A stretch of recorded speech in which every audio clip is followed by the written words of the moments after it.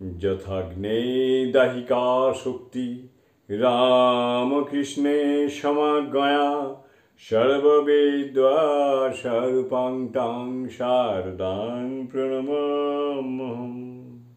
শতরূপে সারদা বই থেকে পাঠ, বিষয় তপস্বিনী, অভয়া দাশগুপ্ত। পরবর্তী অংশ।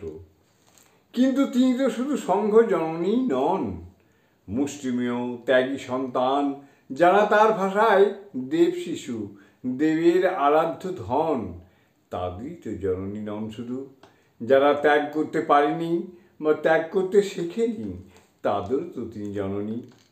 তাই বিশ্বজননী হয়ে তিনি সব শরণাগতের ভার বহন করেছেন, সন্তানদের সুখের জন্য, পরিতৃপ্তির জন্য। যে কোনো শারীরিক কষ্ট তার কাছে তুচ্ছ।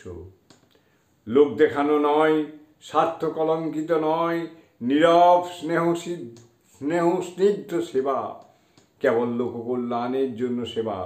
তাই এখন গুরুরূপে সকল সন্তানের সেবা করে চলেছেন। তাই তো সেবককে বলেছেন, দুঃখী মানুষের ব্যথা কত, বড় হলে বুঝবি, তুই তো মানুষ। সন্তানের কল্যাণে, সন্তানের তৃপ্তিতে তার তৃপ্তি।